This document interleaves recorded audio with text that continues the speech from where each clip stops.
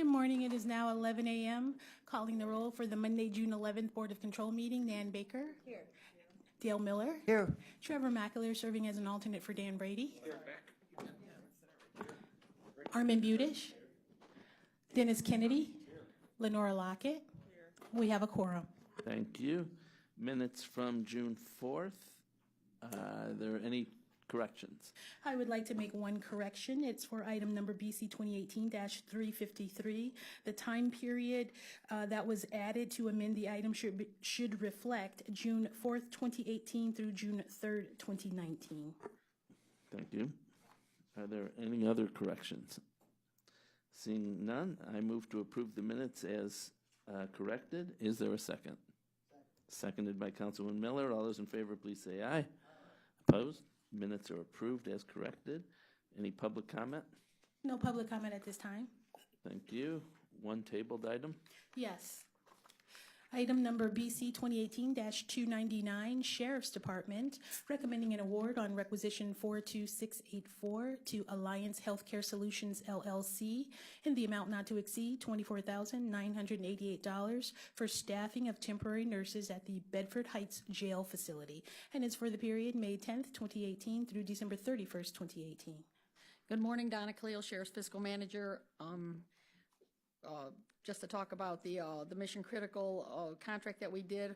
Up to now, this has been in effect for about 3 weeks. Of course, none of the funds are encumbered yet, but we think we spent maybe about $14,000 to $15,000 of this so far.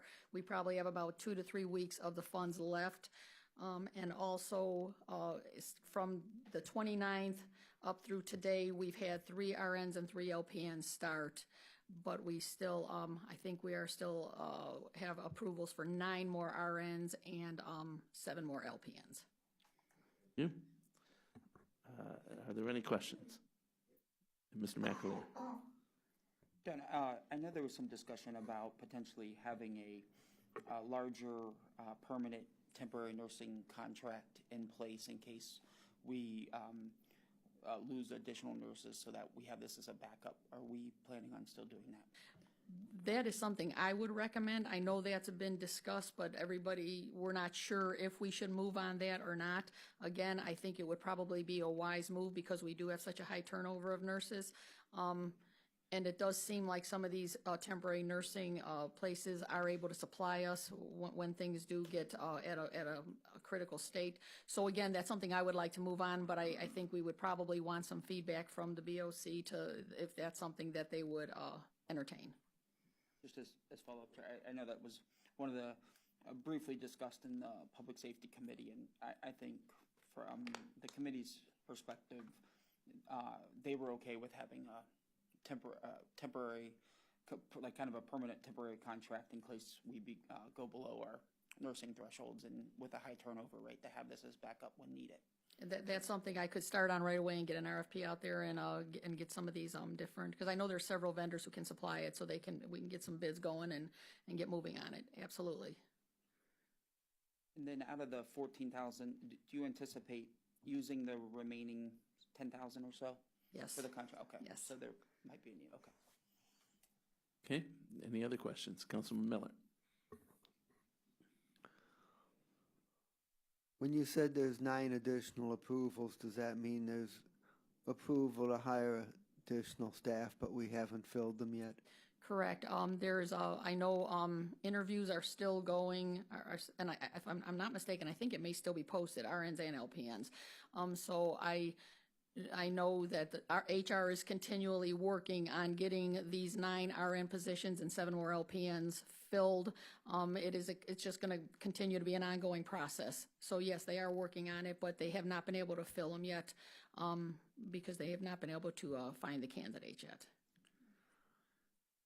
Does the cost for the temporaries, is it more or less or about the same as compared to the permanent positions? It's probably about the same because it turns out to be around, I think it's $52 to $53 an hour. However, we're paying for their medical benefits. We're paying everything. So right now what we pay our RNs and our LPNs is a lot less than that unless you factor in benefits and PERS and things like that. So the cost turns out to be around the same per hour. And how does their experience and ability compare? That would probably be a question more for Dr. Tallman. My understanding is the temps that they have out in Bedford Heights, I asked him this morning, how are they doing? And he said, they're doing okay. He said, but we need, after this temporary staff contract runs out, they're going to send a couple veterans out there who've been with us a while, and then they're going to keep the newer hires downtown. Okay, any other questions? Seeing none, I move to approve. Is there a second? Seconded by Mr. McAleer. All those in favor, please say aye. Aye. Item passes. Thank you. Thank you. And we will pursue your suggestion. Next up. Not an ideal. Moving on to new items. Item number BC 2018-366, Department of Information Technology, recommending an award on requisition 42811 and enter into a contract with Highland Software, Inc. in the amount not to exceed $20,957.18 for the purchase of application enabler software and maintenance services. And it's for the period June 12th, 2018 through December 31st, 2019. Good morning, Janelle Green on the behalf of the Department of IT. This item is for a piece of software that will allow connectivity from the current on-base system to the ERP system. This was the lowest priced option that when our ESC committee looked at what we can do in order to get this service going and get the ERP going. This was again, the lowest option. This item was bid twice. It was put out on the first effort on 5/21, and then for the second effort on 5/24. The only bidder was Highland, and I posted it, and it was 99 vendors on the list. Also then circled back and looked at the state term pricing and the GSA pricing, as well as the Texas DIR, which is a cooperative that was agreed to in January that we are allowed to participate in. So this pricing is the same as those rates as well. Thank you. Any questions? Councilwoman Baker. Thank you for that. It's good to know that it did go out to bid twice. And Correct. is there, I guess my first question, is there a reason why the other 96? 99 vendors, well, 98 vendors, But, yeah. 98 vendors. Why didn't I did have the opportunity to speak to one on the phone, and they said because of the press surrounding this, they opted not to participate. Also, I want to add on, we did get a formal legal opinion from the IG's office that looked at the procurement process for this to say that this was above board and within the guidelines. Thank you. And I asked our staff to also do that same, and I'm thankful to the IG for giving us that opinion. He does have a conclusion here, and, there's always ifs. So are you comfortable with the conclusion and making sure that we are in line with his statement? Yes, I am comfortable with that, and I did. I was actually a part of that and talked to one of his representatives, Delonte Thomas. So I was a part of that whole process. Okay, thank you. Thank you. Any other questions? Councilman Miller. Just a comment that Cuyahoga County was doing business with Highland Software long before the investigation started, and they provide a series of high quality products that are uniquely suited to what the county needs for its IT programs, and I think that we don't want to throw the baby out with the bathwater. We need to do our due diligence and make sure that everything is properly accounted for. But we don't want this situation to be result in us not doing business with Highland Software. That would cost us a lot more money in the long run. Yes, significant amount. And also, to piggyback onto that thought, the state, in terms of like Health and Human Services, also uses on-base products for all of that whole suite. So it has been proven to be a worthwhile product from what we've seen. Any other questions? Seeing none. Oh, Mr. McAleer. Mr. Chair, no questions.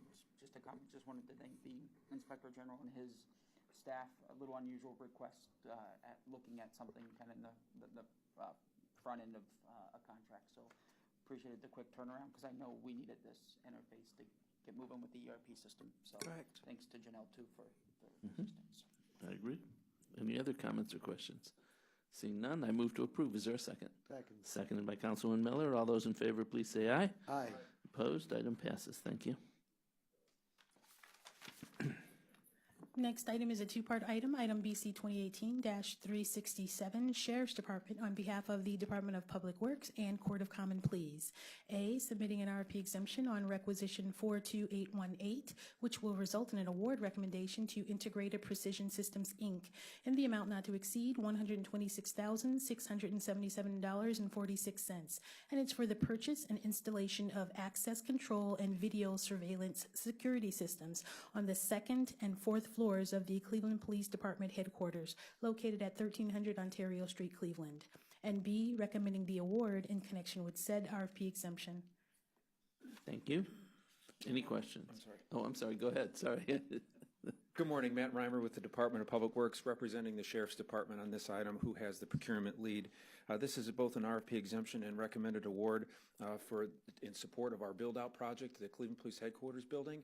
Specifically, this will handle the access control devices, card swipes, as well as the security camera and related systems that will be installed on the second and fourth floors.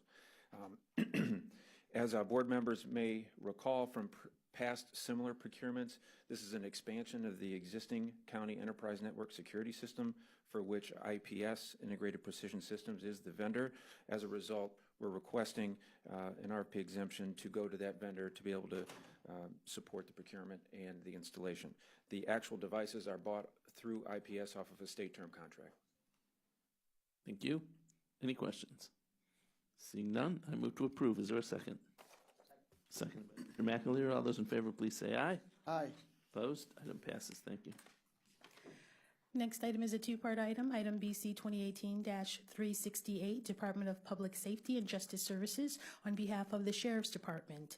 A, submitting an RFP exemption on RQ 42124, which will result in an award recommendation to Sundance Systems, Inc., in the amount not to exceed $79,800 for development, support, and maintenance of an interface between Sundance's records management system and the Criminal Justice Information Sharing Data Warehouse. And it's for the period June 12th, 2018 through June 11th, 2023. And B, recommending the award in connection with said RFP exemption. Good morning, Mary Beth Vaughn from Public Safety. The Sundance Record Management System is used by 12 municipal law enforcement agencies in Cuyahoga County, and this contract is going to build an interface between the Sundance RMS system into the data warehouse so that the data that's residing in these municipal agencies can be shared with other law enforcement agencies throughout the county. The exemptions needed because even though other providers can provide interface services, the Sundance system is a proprietary system, and so they're not going to allow other people to access their system to build the interface. Thank you. Are there any questions? Yes. Councilman Miller. If this is going to have the result of enabling this information to be shared among the various communities, why is Cuyahoga County paying for all of it through the general fund? Why don't we ask for some participation from the other communities that would benefit?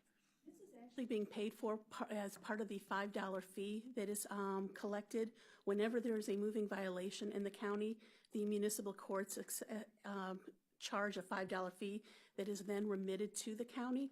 The reason this funding source is designated as a general fund is although the majority of the money for the criminal justice information sharing is coming from the $5 fee, there's a $280,000 general fund subsidy to pay for the staff, and so we've been asked to mark this as general fund, but it's actually being charged against the $5 fee. Any further questions? Councilwoman Baker?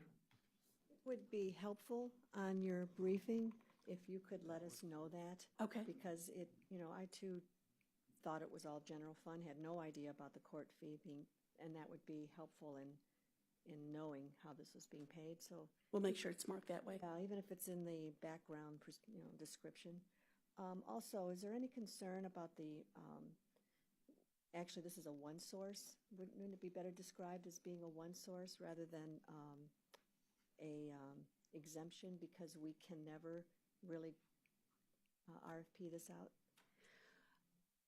I can see the argument on that. Typically, my experience has been whenever it's been this scenario, the county does process them as RFP exemptions, because going out as a sole source, you'd have people who would say, oh yes, I can build interfaces, but if they don't have the access to the system, they don't have access to the system, and part of the sole source process is actually posting that opportunity out to the county's website for 5 days. I don't know if Lenora has anything else to add to that. Lenora Lockett, Office of Procurement and Diversity. If an item is indicated as a sole source, it must be stated and posted for 5 days. The affidavit must be signed by the vendor, and it must be done before the purchase is made. I guess as a follow-up, but isn't that what this is? I mean, we're trying to get around not calling it a sole source because of the, issues that are aligned with it. But if that's what it is, wouldn't it be better that we followed that procedure, being this isn't something that could never be RFP'd? Lenora Lockett, Office of Procurement and Diversity. I cannot state why the department would choose whichever method. The sole source requires a statement from the department that details why it is the only system or software that can be used. And it also requires an affidavit signed by the vendor stating that they are the only entity that can provide those needs. Is that a one-time ask, or is it every time that we need to engage with them? Lenora Lockett again, yes. Every time that we would make that purchase, that statement will be made, because at one point the iPhone was a sole source. Then Androids came. So at any point that we make a purchase, the environment and industry could have changed where that item is no longer a sole source. So I guess my question to you is this the appropriate, you feel comfortable in doing each time an RFP exemption, understanding that this is really, you're going to come back and know that this is the only source that can identify it? In this particular case, this is a 5-year contract, so each of the subsequent, we're paying $45,600 to build the actual interface, and then $6,840 a year for the next 5 years for the support of the system. So I don't think we'll be really coming back. To me, I think I'm very comfortable with this, because I think to put out there to a vendor to say we're looking for somebody to build an interface and have people potentially say, oh yes, I can do that, when you know that yes, you may have the technical ability to build an interface, but you don't have access, that's disingenuous. For sole source, to me, what you're saying is, yes, we really do believe you're the only person who has the capability of doing this type of service. Right. Yes, and that's really not the case here. The case is it's that one additional step that, yes, they have both the ability and the permission to take and touch the other system. Okay, thanks for the explanation. Clear? Mr. Chair, I was just going to agree with Councilwoman Baker's comments about it being a sole source. I understand that there might be other vendors that can build the interface, but to me, I like putting the onus on the vendor to say we are the only vendor that can do this, versus asking the board for an RFP exemption. So I was just going to echo Councilwoman Baker's comments. If they truly are the only vendor that can do this, I think we should have them state that they're the only vendor that can do this. And then we'll go ahead and advertise for the 5 days Yeah. also. Okay. Especially with, general fund dollars being involved in it, and ensure that truly is sole source and we're getting the best possible price. And if I may, it is for 5 years, so it's an extended period of time. It's not just for 6 months or a year. Okay. So is it the board's preference to hold this and or basically drop this and come back as a sole source? Is that your recommendation? I would. I agree. Okay, I'm comfortable with that. Are we dropping it, or can we just go through the additional step of posting it, and if it comes out that way, then bring it back with the sole source statement. Can we do that, just hold it for? Yeah. Until we, Mr. Chair, can we just, do you have the 12 police station, or police departments that are participating? I do. It's Bay Village, Brecksville, Brooklyn Heights, Cuyahoga Heights, Garfield Heights, Independent, Lyndhurst, Mayfield Heights, Newburgh Heights, Rocky River, Valley View, and Warrensville Heights. Do you know if there will be additional fees if we get more police departments to participate? Well, there's actually, we're going to be having about 5 interfaces. This is just the record management system that these 12 use. Okay. Other law enforcement agencies use different systems. Okay, yes, Lenore. Nora Lockett, Office of Procurement and Diversity. Can I get clarification? Because the item that's presented to the board has a date of June 12th. So are we stating that all that will be changed? We'll have to have the vendor change the contract date again. Yes, because it would not be transparent to have a sole source posted where we've already have a contract dated that covers that period. Right. Okay, I think we're all in agreement. We'll hold this until you finish with the sole source approach. Sure, can I just ask one clarification question on the total dollar amount? About, is it 79.8 out of the general fund and there's additional money out of the $5? No, none of this money is coming out of the general fund. This general fund subsidy that we receive is to pay for the personnel costs, because $5 fee cannot be used to pay for personnel, and it's also used to pay the controlled costs that are assessed against the index by the county. All the other fees that are associated, any other charges that come from this project are paid with the $5 fee. All right, thank you. Okay, thank you very much. Next. Next item, item BC 2018-369, Department of Public Safety and Justice Services, recommending an award on requisition 42009 and enter into a contract with Haggerty Consulting, Inc. in the amount not to exceed $49,798 for an update to the Evacuation Annex Plan project for Cuyahoga County Emergency Operations. And it's for the period June 11th, 2018 through September 30th, 2018. Mary Beth Vaughn again from Public Safety. This project is to work with the Office of Emergency Management and the community through Cuyahoga County to update the current county evacuation annex. It's to create the evacuation plan templates, routes, and locations for communities for hazmat type incidents. We did issue a formal RFP twice. The first time we received one vendor, one proposal.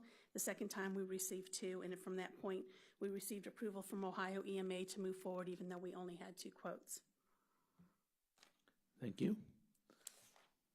Are there any questions? Seeing none, I move to approve. Is there a second? Seconded by Mr. McAleer. All those in favor, please say aye. Aye. Opposed? Item passes. Thank you. Thank you. The next item is a 2-part item. Item number BC 2018-370, Department of Health and Human Services, Community Initiatives Division, Office of Homeless Services. A, submitting an RFP exemption on requisition 42675, which will result in award recommendations to various providers in the total amount not to exceed $488,712 for rapid rehousing services for homeless families and shelters in connection with the fiscal year 2017 Continuum of Care Homeless Assistance Grant Program. And it's for the period June 1st, 2018 through May 31st, 2019. And B, recommending the award in connection with said RFP exemption for number 1, Domestic Violence and Child Advocacy Center. 2, Family Promise of Greater Cleveland. 3, Salvation Army. 4, West Side Catholic Center. Again, in the total amount not to exceed $488,712. Good morning, Shari Weir, Office of Homeless Services. This grant is intended to enable the shelters to help families identify appropriate housing and handle any matters that are barriers to obtaining the housing, such as dealing with past utility non-payment issues and so forth. And then also working with the families to access income so that when the short-term rental housing assistance is finished, they will be able to maintain the housing. Thank you. Any questions? Seeing none, I move to approve. Is there a second? Second. Second by Councilman Miller. All those in favor, please say aye. Aye. Opposed? Item passes. Thank you. Next item is a two-part item, item BC 2018-371, Department of Health and Human Services, Division of Children and Family Services. A, submitting an RFP exemption on requisition 42641, which will result in an award recommendation to Case Western Reserve University, Mandel School of Applied Social Sciences, in the amount not to exceed $108,428 for provision of a child welfare specialist to assist with the development and facilitation of various programs in connection with the National Quality Improvement Center of Tailored Services, Placement Stability and Permanency for Lesbian, Gay, Bisexual, Transgender, Questioning, and Two-Spirit Children and Youth in Foster Care. And it's for the period September 30th, 2017 through September 30th, 2021. And B, recommending the award in connection with said RFP exemption. Good morning, Karen Anderson, Division of Children and Family Services. I'm here again today to talk about the LGBT grant that we received as part of a federal Children's Bureau Health and Human Services grant to provide services to kids in foster care. This request is for approval of our contract to Case Western Reserve, the Mandel School of Applied Social Sciences, for evaluation services. This is $108,000 over 4 years, about $27,000 and some change over the 4-year period. This started September 30th, and I know that's often a question. Why was that? And there was a lot of back and forth with University of Maryland and the and our law department in order to ensure that the county had the contractual language that we needed in order to implement this. Thank you. Are there any questions? Seeing none, I move to approve. Is there a second? Second. Second by Councilman Miller. All those in favor, please say aye. Opposed? Item passes. Thank you. Thank you. And now please take a look at the consent agenda items, 372 to 376. And I will ask if there are any questions. Councilwoman Baker. On 372, just a question on whenever we are asked to extend the time period. I guess I would just ask, why would we extend it today, being it's June 11th, and when we knew it was expiring in April? Mr. Chambers. Mike Chambers here, Public Works. Nicole's not here, but I'm going to take a good stab at it. Okay. With most of our general engineering contracts, we issue a lot of tasks out of them. That's there to help supplement our workforce. This particular item, they issued the task back, it looks like it was 12 of 19, the Chester parking lot, and then they, 12 of 16, then again, they did it in 10/25 of 17. I think they anticipated to be done. Unfortunately, it wasn't done. I think that for whatever reason, the construction part of it got held up. So now they're putting it, to 12/31 of 19. I believe I got that right. In order to make sure that the project's on. Most of the money's already been spent. This is just in case something unforeseen comes up during the actual construction. We have this little bit of available balance to go ahead and pay them for their services. But there's no other new tasks being issued. There's no additional work. It's just continuation of the work already assigned.